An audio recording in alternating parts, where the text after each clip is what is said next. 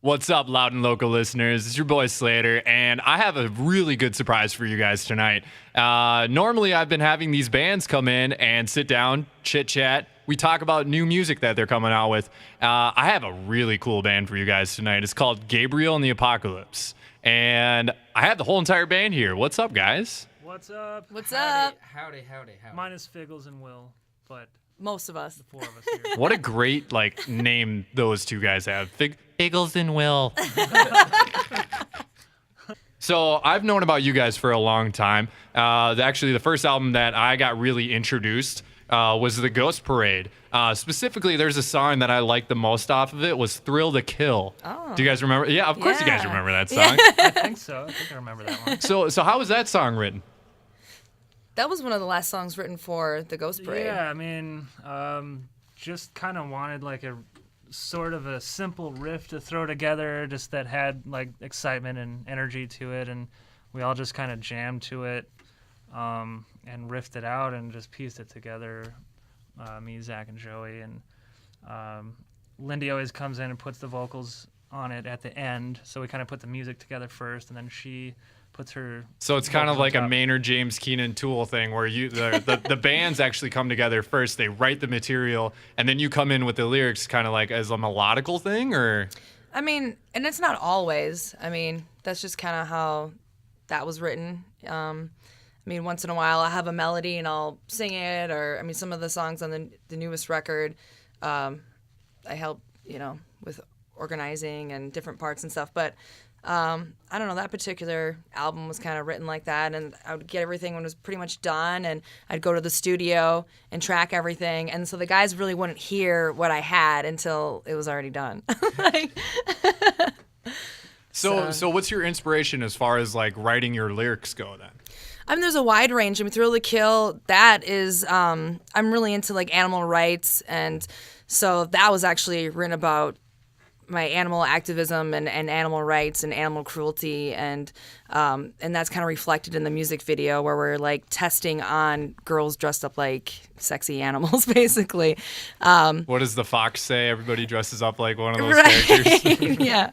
So, but yeah, I mean, it ranges a lot of political things, just anything that really moves me, anything I've experienced, conversations I've had with people, just things in the world that get me upset, and that I want to put a spotlight on certain issues. So I don't know, I try to be deep with my lyrics and just try to be really thought-provoking. Now, the tone that you guys have throughout the whole entire band, including your vocals, is very distinct, and you can actually see it live, where you guys work very well together. I watched a YouTube clip from you guys. Have not seen you guys yet. I'm on the bucket list, man. I really want to go see it. And actually, my birthday weekend, I actually might go over and go stop. And I'm go telling say you, you hi got to have a guys. dance party with us on our bus. Oh, you guys have a bus? Yeah. Oh, dude. Yeah, and we really we have fun. We put the lights on and pass bottles of Jaeger and Yeah, we have a ritual pump you gotta some go through. music Gotta and listen to yeah. some shitty rap songs. Yeah. What's the ritual? What's the ritual? All right. So we got to start out. Everybody's got to come together at some point. Hop onto the bus before we have 30 minutes left to go on. Start slapping a whole bunch of makeup and stuff on our face so we can look all nice and cakey for everybody and get the costumage together. Someone should put on some dirty rap music. We usually like to listen to Man's Not Hot or some Cardi B, some shit. Or I swallow his kids. Swallow His Kids. That's a keeper. Princess Vitara. You know who you are. But yeah, it's all part of getting the pregame together. You got to get into character for the show. That's important. We were just thinking that we were going to try to take 10 minutes to go parking lot party before this to try to get in the mood. I was thinking about it. I really was. Yeah, I was waiting for a green bottle to fall out of somebody's shorts. It just hasn't happened yet. Well, I mean, I love Jägermeister myself, so you Oh, better man. believe I'll be in that parking lot taking shots. You're in for a good time, let me tell you.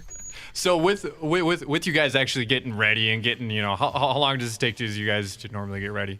Well, when we're on tour, we have to get ready pretty fast. We like to take as much time as we're given. So if it's 2 hours, we'll take 2 hours. If it's 5 minutes, we'll take 4. Right.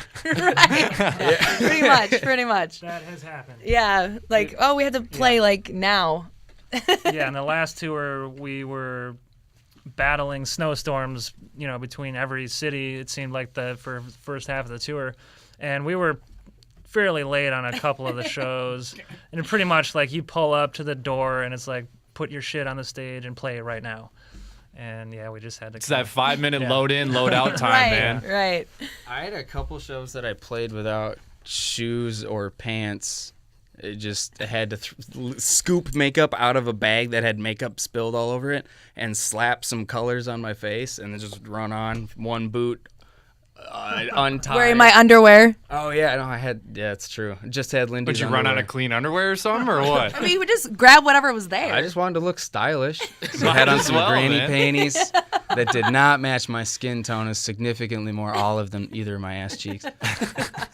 But yeah, I don't know. It looked good. It didn't look like good we on rushed. him. It looked really good on him. Well, speaking I of have the pictures. pink panties, how does dressing up actually play a part of the music, or gives that image? How does? I mean, I think it's a big part of it. I mean, it's not everything. The music is definitely comes first, but we also want our image to reflect with the music and the whole vibe. And we've changed it up for Alpha Bionic. I mean, the Ghost Parade was a lot darker of a record, and this record is a little bit lighter and bouncier and polished. And so, we've changed our aesthetic a little bit, but it's still edgy and and gross. It's so gross. Yeah. I can smell the clothes that I'm wearing right now. I've been thinking about that for the last. Jake was just saying that he hasn't watched this since tour. I haven't watched this ever. This is crusty. It's fresh Yeah, band exactly. smell Saying it's after crusty. a full long Blood on it. practice. Yeah, I Yeah. can see flakes coming off his Zach's clothes. Yeah, that's hot. Well, you guys actually started. I mean, I did a little bit of research. You guys started in like 2011, something like that, right? That's Jake and I, we started a while before that, but we really think 2011 was like The breaking the point. breaking point. Like, we are Gabriel Apocalypse. This is who we are, our sound, our style, and that's when we started touring and really taking it more seriously. And So now with the new album Alpha Bionic, how's your change of style in between the 2011 record all the way up to the 2019 record? Well, I think Alpha Bionic is more polished. Definitely has a more synth-derived kind of sound to it. Most of the material started with kind of just like beats and synth stuff, like synth bass, and just kind of getting a vibe going. So we intended on like having more of an electronic sound that was a little bit more bouncy, and we just wanted to make songs that were kind of like more single material. So yeah, I think it differs from the older materials, more raw and just kind of rocking, and yeah. It's more the music that you wanted to, you yourself wanted to play, and then now once you guys got a name for yourself, now it's like, all right, now we have to dial into the tone that we want. We know what tone we want now. Now it's time to actually make some singles that make us happy and also make records happy. You know what I mean? Definitely. And we got two local producers, Wally J from Crash Anthem and John Wheeler, or in Skywine, and then John Wheeler from My Zero. So they were the two producers that really helped us kind of achieve that sound that we were looking for. Yeah. I mean, having those producers and having those different producers, do they all have like different ideas? Yeah, definitely. I mean, it was kind of going through filters in a way. Yeah. Bring it here and then bring it to the next guy and then bring it to us. And so you have it recorded through one person, you have it mastered through the other, and then we had it mixed and mastered through Ulrich Wild, who did Wisconsin Death Trip and Pantera, and I mean, Deftones. I mean, all of our Dude, I love Deftones, favorite too. records. And so, I mean, that was just like, once it was ready to get mixed and mastered and Ulrich wanted to mix and master it, we were like, no way. Like, because we just really admire his work. And so that was just like to complete this puzzle, Yeah. And with this new, who worked on this new single, Systematic Chaos? Who worked on Systematic Chaos? The entire record was, Yeah, It's the like same the same group of people, yeah. on pretty Nice. much all the songs. yeah. Well, good. Well, speaking And of just to give that cohesion too, So, Yeah. Yeah. So speaking of Systematic Chaos that you guys just dropped, not even, 2 months ago, a month About ago? that, yep. Yeah, so it's really recently new. Talked about a little bit about that song.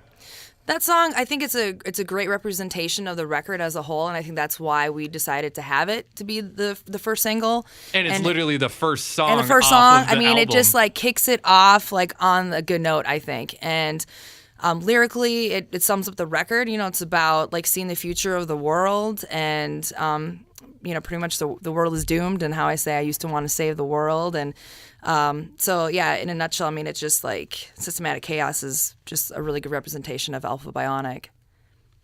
Yeah. Yeah. I know, I absolutely agree. No, I kind of want to backtrack a little bit. I can edit stuff. Yeah, in and for out. sure. But you guys actually went off of a 6-week tour called what is it?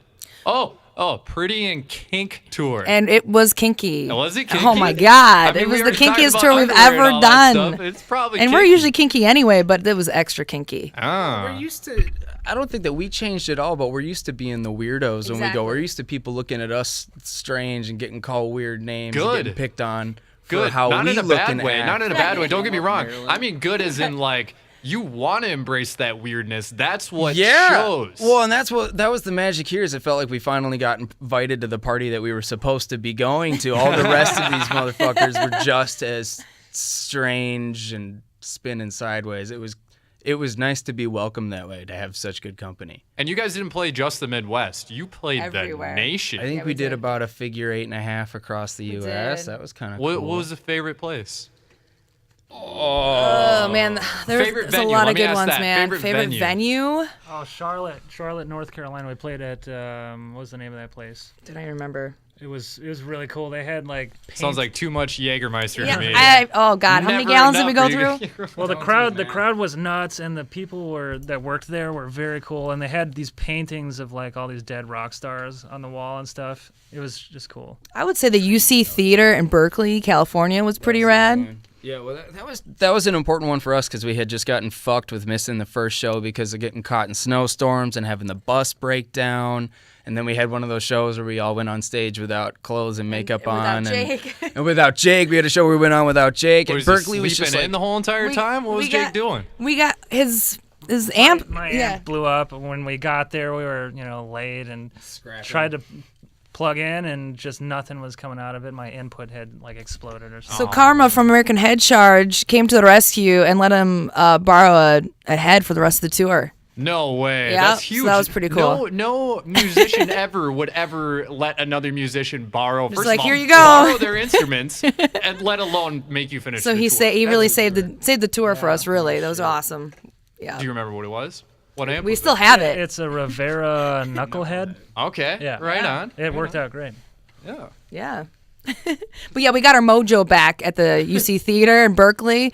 So that was when oh Berkeley- man, we're starting to doubt ourselves. We're like, did we just suck? Like, what's happening? And then finally that show, it was like, wow, we threw down. Punched and- our friends in the face. And then we everyone spit on the each tour was other. like, holy shit. And it's like, yeah, that's how we usually are. We're like, fine. It felt right. It finally felt right. Yeah. I broke a sweat. It felt good. Yeah, and I was like, and then we got were our good mojo from there on out. It was It was only good. the third night. It was the third night, yeah. Third night. Wow. couple- way it just to took- kick off the tour great then on the third night. Right. But then we were good after that. So Well, I'm, first couple shows were rough for us. I'm super glad then, California understands the Midwest vibe now of where we're just like, we don't care. We have to deal with 4 feet of snow. As soon as we leave, we're like, screw it. We're having fun. Right.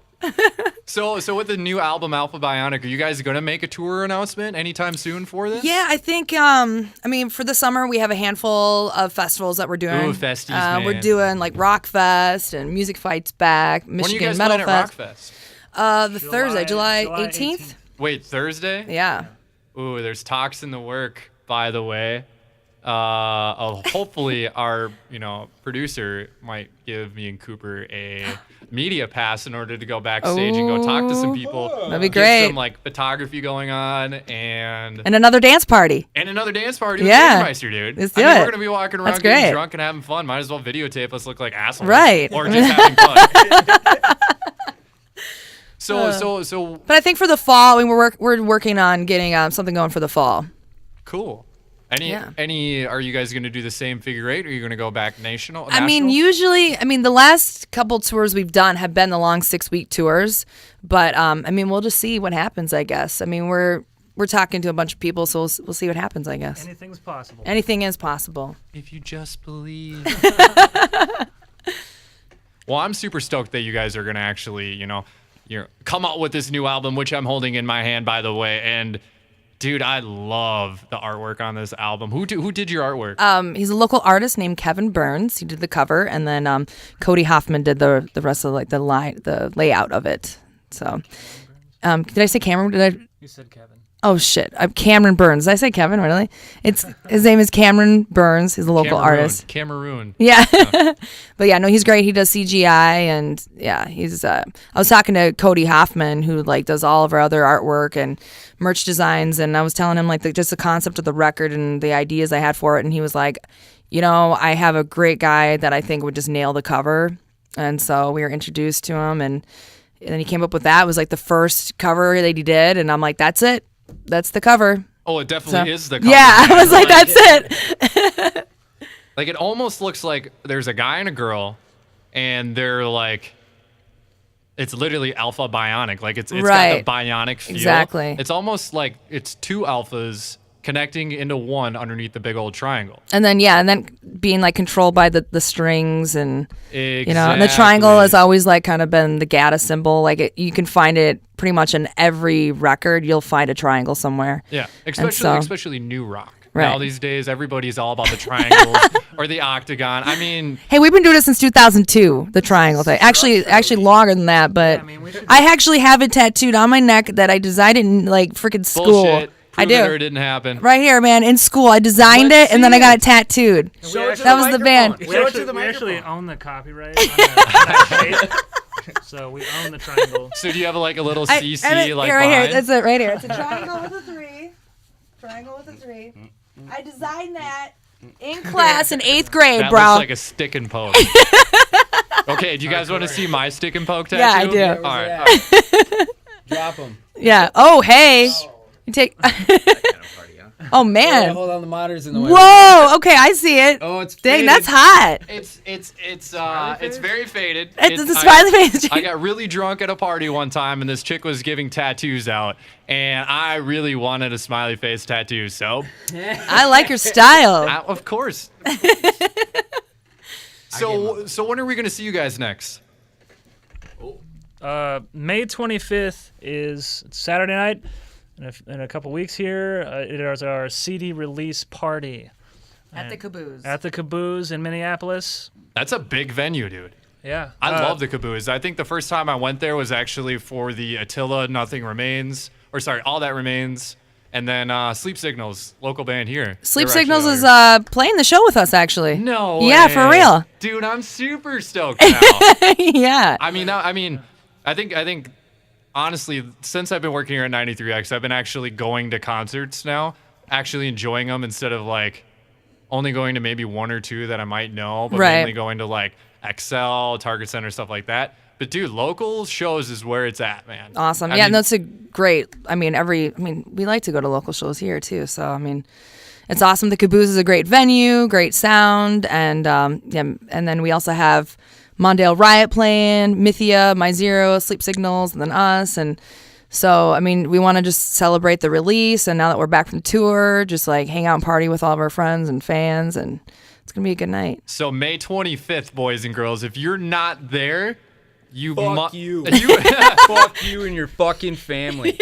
We're going to your goddamn cabin. You should be hanging out in the local scene. Plus, it's my birthday weekend. So if Right. you guys are not there taking shots with us, you're missing out.